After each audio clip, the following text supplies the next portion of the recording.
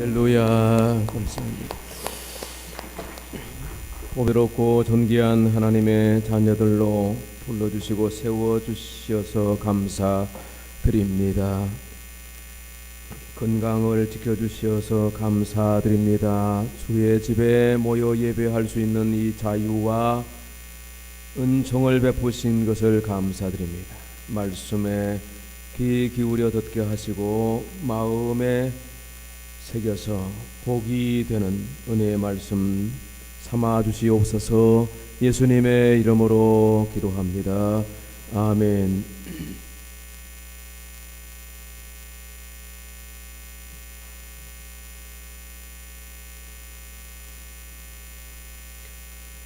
로마는 하루아침에 세워지지 않았다는 말이 있습니다. 로마의 건립은 기원전 753년 로물루스가 두 개의 언덕이 전부인 영역에서 로마를 시작을 했습니다. 왕이 4명 바뀌면서 7개의 언덕으로 늘어났습니다.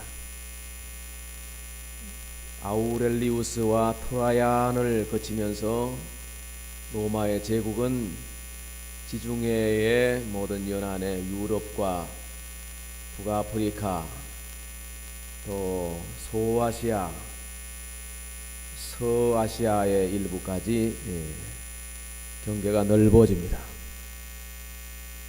그러다가 데키우스 발레리아누스를 거치면서 쇠망의 길로 접어들었고 476년에 서로마가 망하고 1453년에 동로마 제국도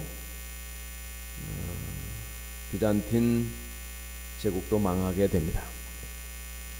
동로마 제국의 수도는 콘스탄티노플이었는데 지금은 터키의 이스탄불로 불립니다. 아시아와 유럽이 다리 하나 건너에 있는 천혜의 요새 마르마라 해협의 언덕 위에 궁전이 이렇게 있고요. 그다음에 거기에 성 소피아 성당도 있습니다. 콘스탄티노플 이 요새는 이 앞쪽은 이게 뱃머리 같이 이렇게 삼면이 이렇게 마르마라 해협이 이렇게 있고, 그 다음에 큰 바다가 있고, 그 파도가 일렁이기 때문에 그쪽으로 진격하기 어렵습니다. 뒤에 육지 쪽은 10km에 이르는 긴 이 장벽이 이렇게 이중으로 이렇게 세워져 있고, 그 앞에는 또 해자가 30m 깊이에 물을 채운 해자가 있기 때문에 바다나 진배 없습니다. 수백 년을 거치면서 여러 번 포위당한 적이 있었지만은 콘스탄티노플의 군대는 적들을 능히 물리쳤습니다. 그러나 명운을 다한 동로마 제국이 자국의 군사의 10배도 넘는 페르시아 군대 후예들이죠. 오스만 투르크 군대에 포위된 지 몇 년을 총포를 쏘며 해자를 메워가면서 다리를 놓고 축성을 기어 올라오고, 그러니 이 속수무책이 되었습니다. 마지막 순간에 콘스탄티누스 황제가 병사에게 자기 목을 쳐달라고 애원을 하죠. 그러나 병사가 두려워서 그렇게 못하지 않습니까? 그랬더니 결국 왕복을 벗어주고 이교도들에게 능욕을 당하느니 백병전에 뛰어들어서 차라리 죽겠다. 그래서 뛰어들어서 시체들에게 섞여가지고 시신을 찾을 수가 없게 되고 말았습니다. 왕을 잃은 백성들이 성 소피아 성당으로 몰려들게 됩니다. 그때 한 예언자가 사람에게 외칩니다. 제 아무리 오스만 투르크 군대라고 해도 이곳 성당은 하나님의 이 집은 여기까지는 진격하지 못한다. 내가 보니 한 손에 금을 든 천사가 하늘에서 내려와서 여기 모인 모든 사람들을 보호하고 있으니 이 성에, 이 성당에 들어오는 사람들은 하나님이 구원하신다. 이렇게 외치죠.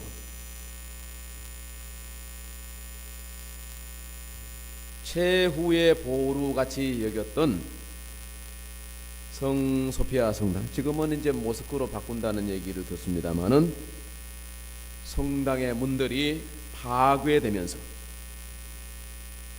콘스탄틴 노플에 있는 모든 시민들이 그게 한 2,000명이 살육을 당합니다. 쓸만한 사람들은 노예로 끌려가고 제국은 완전히 망하고 말았습니다. 지금부터 한 400여 년 전에 태어나서 세계 역사를 기록했던 에드워드 기본이 쓴 로마 제국 쇠망사 한 3권 정도 나오는데요.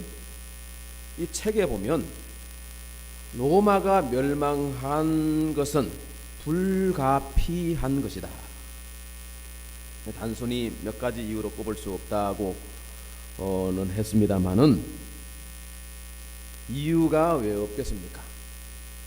다만 그런 관점에서 역사를 기록하지 않았을 뿐입니다. 수많은 이유가 있을 겁니다. 예루살렘의 멸망도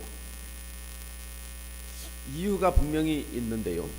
성경은 그 이유를 분명히 말하고 있습니다. 여러 번 말씀을 드렸지만은 죄의 문제입니다. 피 흘린 죄.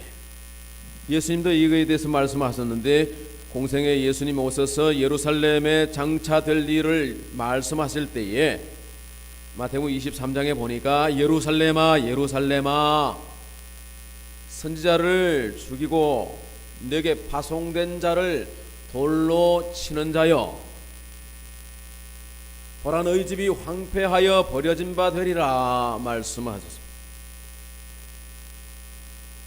수많은 하나님의 사람들이 예루살렘에 왔고 유다와 예루살렘을 향해서 외쳤습니다. 회개하라. 돌아오라. 돌아가자. 그러나 그 보내신 종들을 잡아 능욕하고 핍박하고 죽였습니다. 의인 아벨의 피로부터 성전과 제단 사이에서 너희가 죽인 바라가의 아들 사가랴의 피까지 땅 위에서 흘린 의로운 피가 다 너희에게로 돌아가리라. 주님이 말씀하셨습니다. 결국 예루살렘의 멸망, 성전의 멸망이 말씀대로 그렇게 되어졌습니다. 의인 아벨의 피에 대해서, 피 흘린 죄에 대해서 가인에게 물으셨지 않습니까? 물론 가인을 죽이지는 못하게 지켜주시고 표를 주셨지만 가인은 하나님의 나라의 명부에서 그 이름이 제거되었습니다. 일평생 쫓기는 자, 도망자가 되고 말았습니다. 예수님을 십자가에 못 박아 죽였던 유다 예루살렘의 죄악을 하나님은 간과하지 아니하시고 주의 말씀 그대로 이루어졌는데요. 빌라도가 불의의 재판을 끝내면서 대야에 물을 떠놓고 손을 씻으며 이 피에 대해서는 나는 죄가 없다. 그럴 때에 사람들이 뭐라고 했습니까? 그 피값을 우리와 우리의 자손들에게 돌리소서. 참 말이 무섭습니다. 의인의 기도는 하나님이 들으셔서 기도를 이루시는데, 불의한 말과 나쁜 말들도 다 무슨 말은 무슨 누가 듣고 낱말은 뭐가 반말은 뭐가 듣는다고 말은 없어지지 않는, 하나님의 말씀은 내 말은 천지는 없어질지언정 내 말은 없어지지 아니하리라 말씀하셨는데, 말씀대로 이루어지는 것이고, 우리가 말 조심해야 되고, 우리의 말은 생각에서 나오기 때문에 잘못된 말도 그대로 이루어지는 것이 세상에 많이 있는 것입니다. 말 한마디가 천냥빚을 갚는다는 말이 있습니다만은, 가장 좋은 말은 하나님을 찬양하는 말. 할렐루야. 찬양을 하나님이 좋아하세요. 하나님을 높여 송축하는 말을 좋아하시고, 하나님의 말씀을 증거하는 전도자의 말은 내 말이 아니라 하나님의 말씀, 하나님을 변론하는 말씀을 좋아합니다. 하나님이 선지자들의 선포를 좋아하십니다. 그게 진리의 말씀입니다. 강단의 말씀을 하나님이 귀히 여기십니다. 그래서 말씀을 선포하고 말씀을 붙들고 기도하다 보면 그렇게 되어지는 일이 너무 많은 것입니다. 그래서 주여 말씀하옵소서, 주의 종이 듣겠나이다 말씀 앞에 겸비하는 것입니다. 이게 강연의 시간이 아니고 이것이 사담의 시간이 아니기 때문에, 하나님이 참으로 기뻐하시는 사람들이 누굽니까? 하나님이 부르셔서 세우시는 목사와 교사와 복음 전하는 자와 선지자들과 사도들이라 그랬습니다. 선지자들은 핍박을 받고 죽임을 당하고 능욕을 받았지만 선지자의 말씀은 없어지지 아니하였고 말씀대로 되는 것입니다. 예수님이 이 성전을 헐라고 말씀하셨습니다. 이 성전을 헐고 3일 만에 지으리라고 말씀하는, 주님께서 성전을 폐하시고 당신의 육체로 부활을 통해서 교회를 이루신 것입니다. 성전 돌 하나도 돌 위에 남지 않고 다 무너지리라. 이 말씀을 들었던 사람들이 성전을 모독했다, 하나님을 능욕했다. 그래서 예수를 빌라도 법정에 기소하지 않습니까? 그러나 예수님의 하신 말씀이 성전을 무너뜨리겠다는 말씀이 아니라 당신의 몸으로 다시 세우실 성전에 대해서, 장차 주의 몸된 교회를 세우실 것에 대해서 말씀하신 거였죠. 그런데 여러분, 예수님의 하신 말씀대로 한 세대가 지나기 전에 이것이 이루어지리라고 하셨는데, 서기 70년에 디도 장군이 이끌던 로마 군단의 에워싸임을 당한 예루살렘이 멸망을 당합니다. 주후 68년부터 70년까지 3년 동안 봉쇄된 예루살렘. 결국 예루살렘의 성벽은 무너졌고 성전도 해파되고 말았습니다. 그때 로마 군인들 사이에서 소문이 들었습니다. 저 유대인들이 금과 보석들을 성전 돌 사이에 숨겨놓은, 그래서 이 군사들이 성전을 다 뒤집었습니다. 잡기로 다 돌을 다 집었습니다. 그렇게 해서 말씀이 그대로 이루어졌어요. 그런데 오직 유일하게 성전의 서쪽 벽만 남아 있는데 성지순례 가시면 그 통곡의 벽이라고 하는 그 돌들만 이렇게 벽체가 그 돌 서쪽 벽만 남아 있는. 그래서 유대인들은 지금도 그제 한우카절이었습니다만 이 독립이나 성전과 관련된 절기가 되면 그 통곡의 벽에 모여서 눈물로 기도하는가 하면 매일 각국에서 온 순례자들이 발길이 끊이지 않는 곳이 바로 무너지지 않는 돌성벽 서쪽 벽만 남아 있는 것입니다.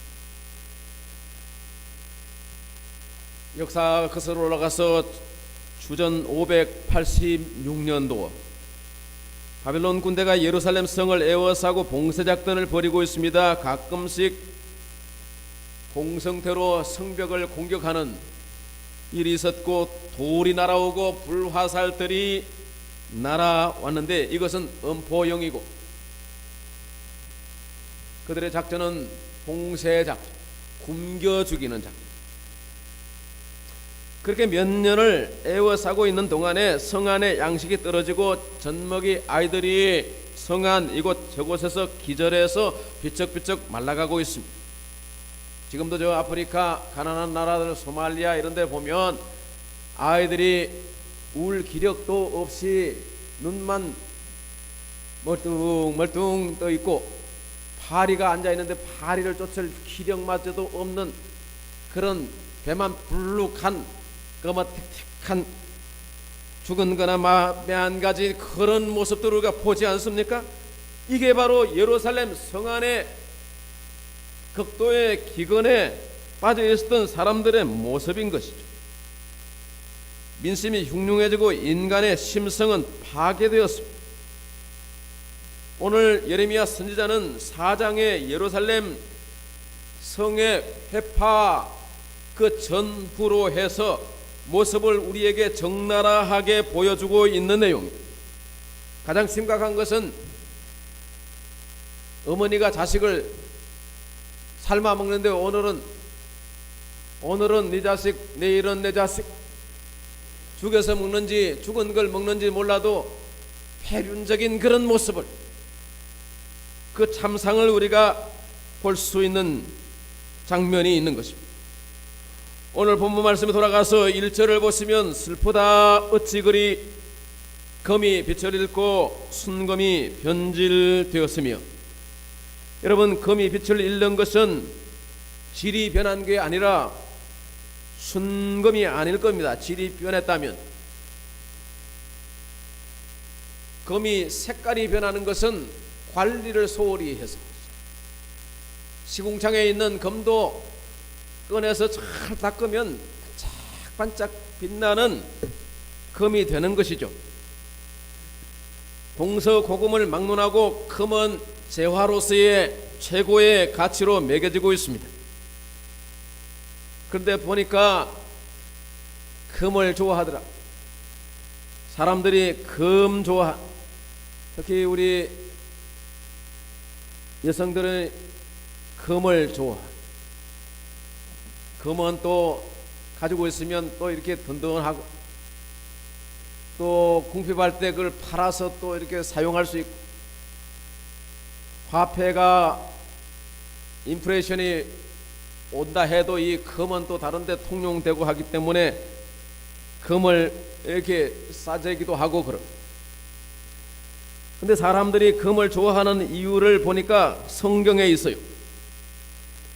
창세기 1장에 보면 하나님이 천지와 만물을 창조하셨는데 첫째 날 빛이 있으라 하심에 빛이 있었고 빛이 하나님 보시기에 좋았더라. 그 좋았다라고 하는 표현이 토브라는 거예요. 토브. 근데 이 창세기 1장에 토브라는 표현이 7번 나오는데요, 맨 마지막에 31절에 1장 31절에 보면 하나님이 남자와 여자를 만드시고 심히 좋았더라 이렇게 표현했습니다. 그러니까 1장에 토브라는 표현이 7번 나오는데 2장에 들어가면 토브가 한 번 나오고 그 다음에는 안 나와요.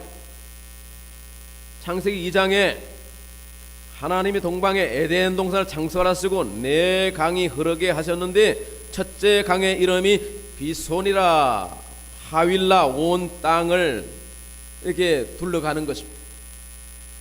근데 2장 12절에 그 땅의 금은 순금이요, 순금, 토부라고 표현되어 있습니다.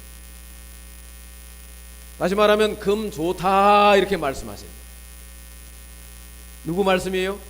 하나님의 말씀이. 하나님의 말씀이 금 좋다. 물질 중에서 좋다고 이렇게 명시한 것이 금이에요.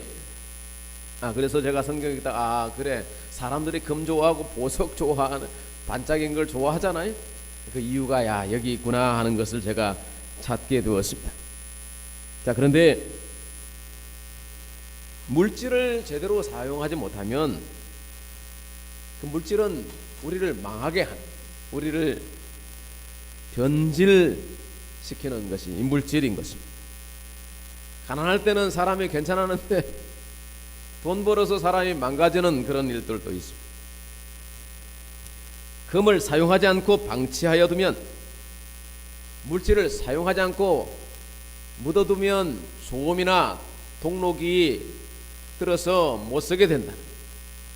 금도 빛을 잃고 마는 것입니다.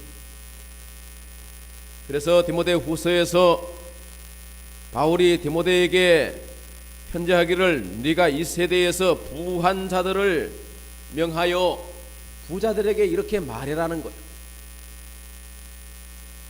무슨 말이냐 하면 마음을 높이지 말고 정함이 없는 재물에 마음을 두지 말고 너희의 마음을 오직 하나님께 두며 그래야 변질되지 않는 거예요. 물질을 섬기면 세상 향락 좋아하고 죄지으러 다니면 사람이 변해버립니다. 그래서 물질을 잘 사용하는 것이 가치 있는 사람이 되는 비결, 정금같이 되는 비결이.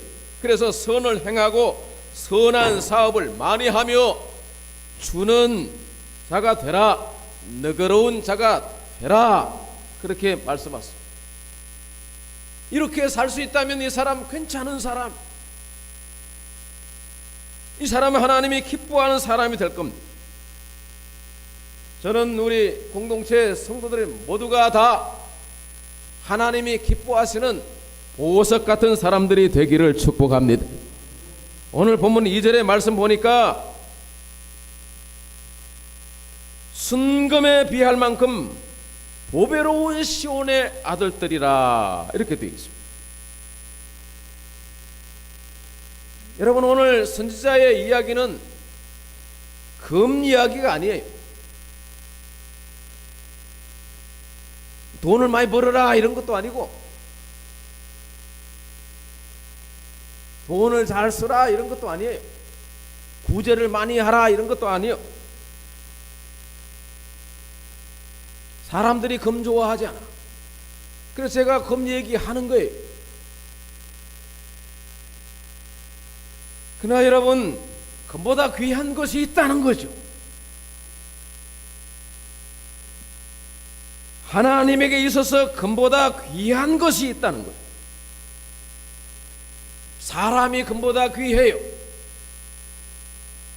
하윌라의 순금보다 에덴 동산에 있는 남자, 여자, 아담과 하와는 더 귀한 거예요.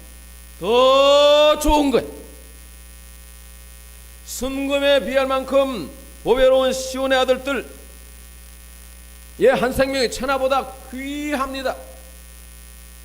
그런데 하나님의 주권을 인정하고 하나님을 섬기는 사람은 하나님이 보실 때 이건 보배로운 존재인 거예요. 순금보다 좋은. 1절 하반절에 보니까 성소의 돌들이라 이렇게 돼 있죠. 이 성소의 돌들이 이게 뭐 화강석 이런 거 아니에요. 성소에서 섬기는 제사장들, 특별히 대제사장의 옷에 에봇이 있어요.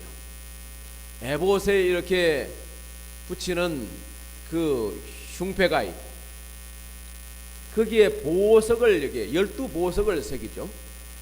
요한계시록에도 보면 그 12진주문과 여러 가지 보석들을 새겨 놓는데, 그 12보석이 이스라엘 백성들을 상징하는 거예요. 근데 그게 정말 청옥, 벽옥, 뭐 여러 가지 보석이 있는데, 바로 이 돌들을 의미합니다. 그러니까 하나님의 사람들은, 택한 이스라엘 백성들은 하나님이 보시는 보배로운 존재, 보배롭고 존귀한 하나님의 사람입니다. 하나님은 그 자녀들을 그렇게 귀하게 여기십니다. 그래서 사람은 금보다 귀한 거예요. 또 믿음은 금보다 귀하잖아요. 너희 믿음의 확실함은 불로 연단하여도 없어질 금보다 더 귀하여. 금은 없어져요. 그러나 확실한 믿음은 변질되지 않아요. 체험적인 믿음, 하나님이 기뻐하시는 믿음은 변함이 없고 순도가 더 깊어지죠. 금도 순도가 있잖아요. 그래서 진짜 좋은 금은, 순금은 99.99% 이런 순도를 가지고 있는 겁니다. 자, 그런 순도를 가지려면 금이 재련돼야 돼요. 금의 재련 과정은 제가 잘 모릅니다. 그러나 강력한 불에 의해서 모든 찌꺼기를 걷어내고서야 순금이 되는 것입니다. 우리의 믿음이 그렇습니다. 복음을 듣고 예수를 영접하면 믿음이 시작이 돼요. 그러나 그 믿음이 거기에 머물러 있으면 안 되고, 여러 가지 변화무쌍한 환경 속에서 연단을 받고, 그럼에도 불구하고 하나님 바라보고 말씀을 붙들고 훈련받고 연단되어져야 정금 같은 사람이 되는 것입니다. 그래서 우리의 믿음이 금보다 귀한 믿음이 되는 것입니다. 또 한 가지는 믿음의 주 예수 그리스도는 금보다 귀해요. 찬송가에 이런 찬송이 있지 않습니까? 주 예수보다 더 귀한 것은 없네. 주 예수보다 귀한 거 없어. 할렐루야. 진짜 이렇게 고백할 수 있기를 바랍니다. 어떤 것과도 바꿀 수 없어요. 오직 그 이름만이 구원할 수 있어요. 그 이름으로 기도할 때에 우리가 응답받을 수 있어요. 너희가 내 이름으로 무엇이든지 구하라 그리하면 이루리라 말씀하셨어요. 그 이름은 능력이에요. 그 이름은 금보다나 은보다 낫고 물질보다 낫고 세상보다 귀한 것이죠.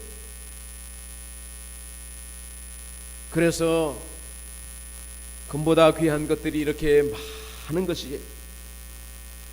아무리 금이 존귀하다고 해도 관리를 소홀하면 빛을 잃고 맙니다. 앞서 열거한 이런 것들이 우리가 버려두면 이게 몹쓸 것이 되는 거. 사람 버려두면 몹쓸. 자식을 낳고 방치해두면 그 자식이 어떻게 크겠어요? 엄마 이런 자식들이, 버림받은 자식들이 그 마음의 상처를 가지고 평생 원망하고 왜곡되고 그렇게 틀어진 인격 왜곡된 사람들이 많이 있지 않습니까? 귀한 자식인데 버려두면, 산 아래 밭도 마찬가지입니다. 버려두면 막 잡초밭이 되는, 가시 엉겅퀴가 가득한 밭이 되는 것, 몹쓸 땅이 되는 것.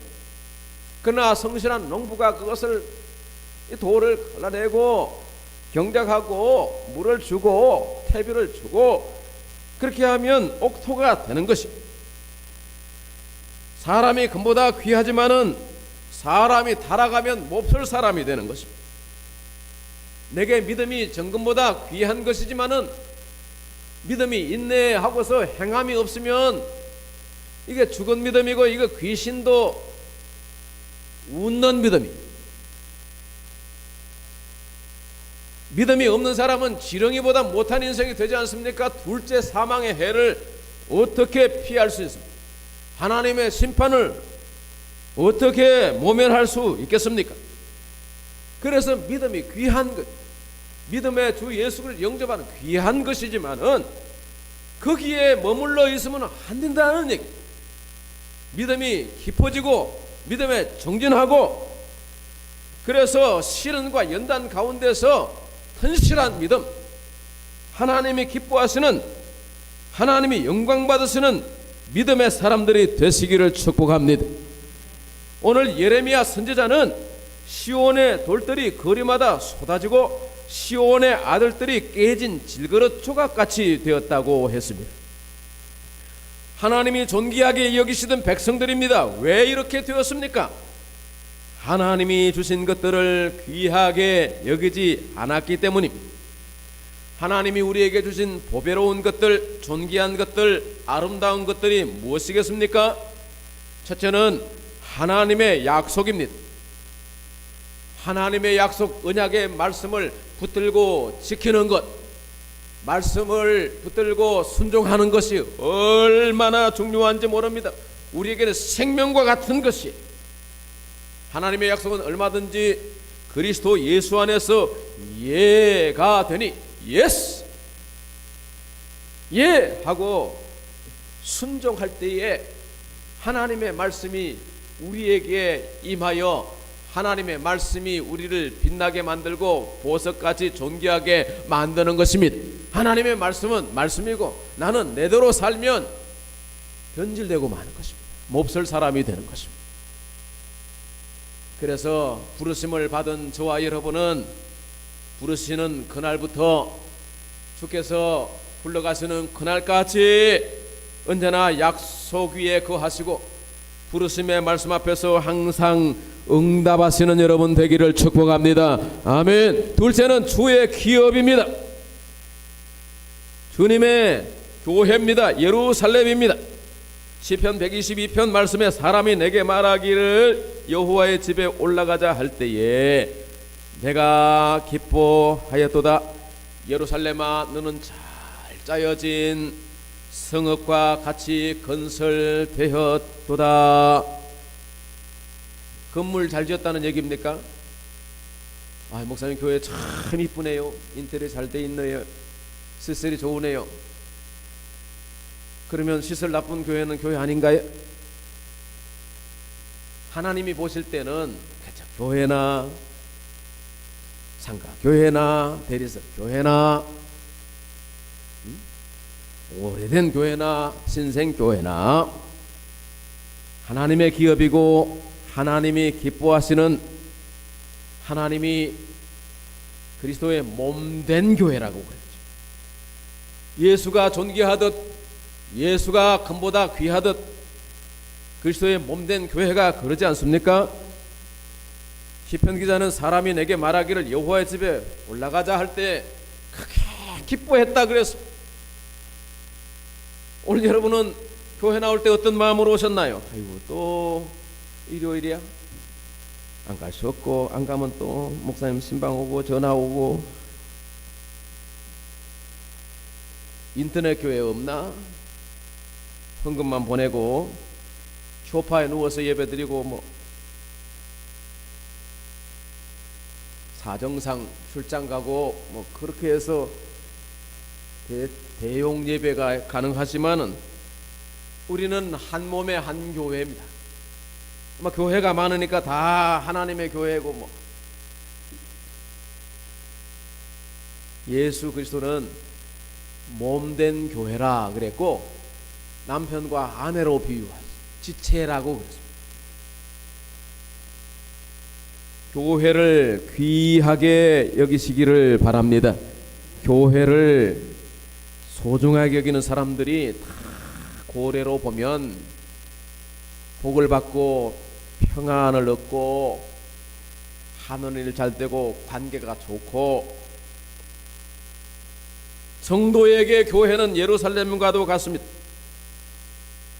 내게 줄로 재어준 구역은 아름다운 곳에 있으며 나의 기업이 실로 아름답도다. 교회는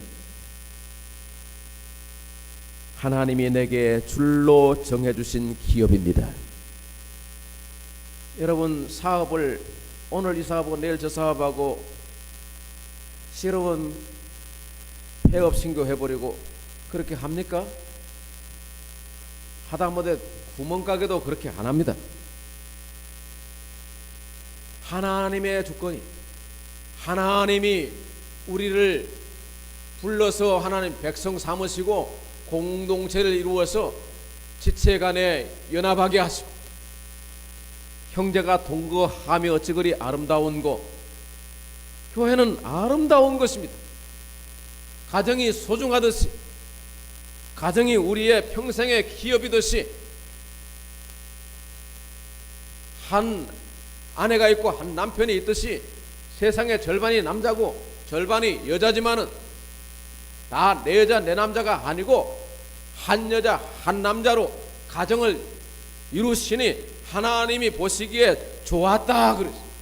사람을 최고로 여기시고 그 믿음의 사람 기업들이 모여서 가정을 이루는 그 가정을 하나님이 귀하게 여기시고 그 가정들이 교회로 모였을 때 하나님의 기업으로 소중히 여기시고 예수님이 피 흘려 주신 이유는 바로 이 속에 생명을 주시기 위해서요, 이 복음을 증거하게 하기 위해서요, 하나님의 구원이 땅에 임하게 하기 위해서요, 하나님의 나라가 확장되게 하기 위해서 보이게 마련. 그러나 신비로운 것입니다. 에베소 말씀 보니까 남편과 아내가 신비듯이 교회도 그리스도의 몸된 교회도 신비로운 겁니다. 신비, 다 말할 수 없는 것. 분명히 하나님께서 교회 지체, 교회 사랑하는 모든 성도들을 복되게 하시고 보배롭게 하실 줄로 믿습니다. 세 번째, 우리가 귀하게 여겨야 할 것, 우리가 잘 지키고 가꿔야 할 게 뭐냐? 영성입니다. 뭐라고요? 영성이 뭐예요? 따라서 하십니다. 영성은 변질되지 않는 힘이다. 영성이 뭐라고요? 그건 제가 정의한 거예요.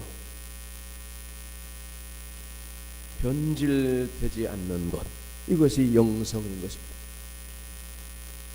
야구자도 배반하면 손목이 나라. 칼에 찔려 배반했다. 세상도 신의를 귀하게 여깁니다. 은행에 가도 크레딧이 있느냐, 한도가 얼마냐, 그거 얼굴 보고 주는 거예요? 아니에요. 거래 실적 보고 현재 잔고를 보고 다 투명하게 드러나기 때문에 그 범위 안에서만 줘요.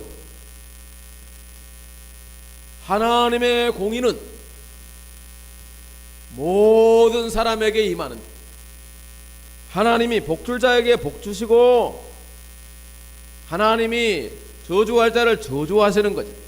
신명기 말씀에 보니까 너희는 이렇게 해도 아멘이고 저렇게 해도 복받을 자도 아멘이고 저주받을 아멘할 것이요, 아멘할 것이요. 저주는 아멘 안 하면 되잖아요. 아니, 법이 그렇게 돼 있으니까 그렇게 될 수밖에 없어. 그래서 하나님 앞에서 우리가 변질되지 말아야 돼. 금은 변질되지 않는 것, 순금은 변질되지 않는 것. 왜 시련이 있는 거요? 변하지 말라고, 초심을 지키라고. 우리가 처음 은혜 받을 때 뜨거운 감격을 기도하면서 다시 회복하라고. 변하면 금이 아닙니다. 변질되면 사람이 아닙니다. 가룟 유다가 예수님을 팔았습니다. 배반한 것입니다. 변절자입니다. 믿음이 식어지는 것은 영성이 없는 까닭입니다. 기도가 식어지는 것도, 하나님을 대적하는 것도, 교만한 것도 영적이지 못한 것입니다. 기도를 많이 한다고 영적이냐? 영성이 있냐? 주일 열심히 출석한다고 영성이 있는 거냐? 아닌 것입니다. 그건 형식이에요. 그 형식도 물론 중요하지만 내용이 어떠냐? 그래서 금메달 딴 선수들 보니까 금을 깨물어 보더라. 이게 진짜 금이냐? 겉으로 얼마든지 금처럼 여길 수 있어요. 그러나 그거 진짜 금이냐? 순금이냐 이 말이야. 교회가 많고 성도들이 숫자가 많아요. 그러나 정말 하나님이 기뻐하시는 순금이냐, 정금이냐, 믿음의 확실함을 가지고 있냐, 예수 그리스도를 주 그리스도 하나님이라고 하는 확실한 고백이 있느냐.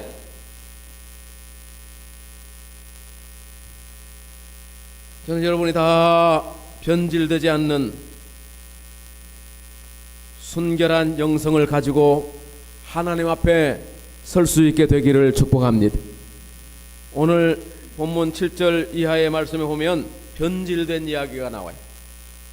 전에는 존귀한 자들의 몸이 눈보다 깨끗하고 젖보다 희며 산호들보다 붉고 갈아서 윤택한 빛난 청옥 같더라. 그런데 지금은요, 이제는 8절, 얼굴이 숯보다 검고 그들의 가죽이 뼈들에 붙어 막대기같이 말랐으니 어느 거리에든지 알아볼 사람이 없도다. 이게 예루살렘 그 무너지는 그 멸망의 그 터전에서 사람들의 모습이지만은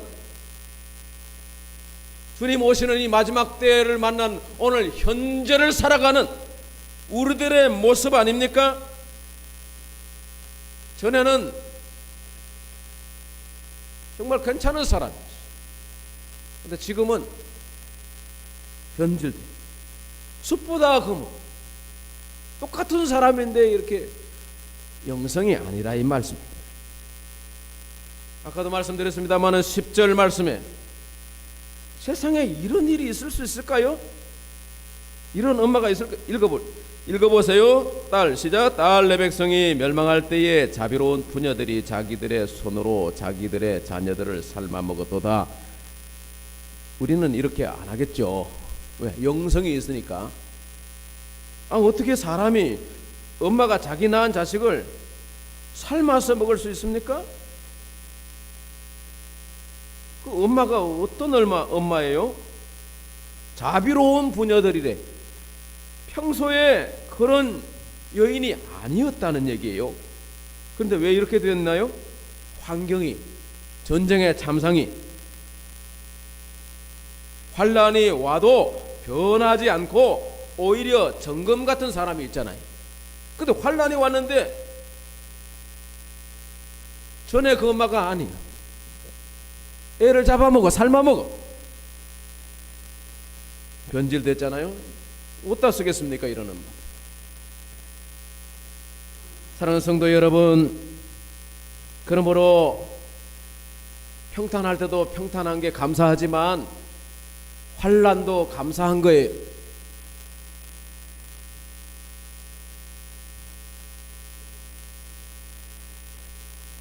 운동시설에 가면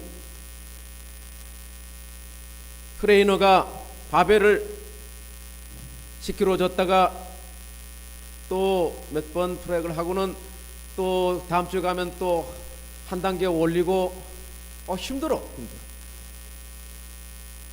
지난주에 한 거 그게 쉬운데 근데 왜 자꾸 올리는 거예요?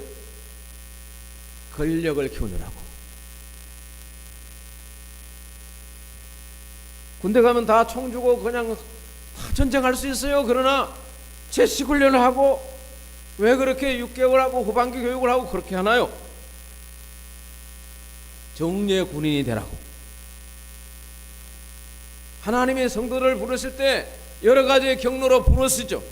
그런데 왜 시련과 고난이 있는 거예요? 장석에 쓸 금이 되라고, 은에서 찌꺼기를 제거해서 순도 높은 은이 되라고, 성소의 보배가 되라고. 연단을 받지 않으면 쓸만한 사람이 못 됩니다. 고난이 없이는 영광이 없습니다. 눈물 젖은 빵을 보지 못한 사람하고는 인생을 논하지 말라고 하는 말도 있습니다. 유익한 것입니다. 어떤 환경을 만났든지 자족하기를 배우며 항상 그리스도를 본받는 자가 되었던 바울의 영성, 정말 본받을 만한 것입니다. 너희는 나를 본받는 자가 되라. 바울이 그렇게 말했습니다. 사랑하는 성도 여러분, 환난의 시대입니다. 얼마든지 내가 이래서 이렇고 이유를 말할 수 있습니다. 그러나 변질되지 맙시다. 깊은 영성의 사람이 됩시다. 극도의 환경을 만나면 이런 엄마들도 저런 엄마가 될 수 있는 거예요. 우리는 그런 시련까지 안 갔기 때문에 그래도 이런 엄마가 안 되고 이런 사람이, 변질된 사람이 안 되지만, 그러나 모르는 겁니다. 선줄로 생각하거든 넘어질까 조심하라 말씀하셨습니다. 항상 자기를 겸비하여 예수 그리스도를 보배롭고 존귀하게 여기시고 믿음을 소중히 여기시고 믿음의 깊이를 더하고 연단을 받아 성소의 보배, 하나님 나라의 보배가 되시기를 주의 이름으로 축원합니다. 은혜로우신 하나님 감사합니다. 말씀 듣는 우리 모두에게 은혜 주소서. 하나님이 참으로 기뻐하시는 보배롭고 존귀한 사람들이 되게 하여 주시기를 예수님의 이름으로 기도합니다. 아멘. 488장 찬송하겠습니다.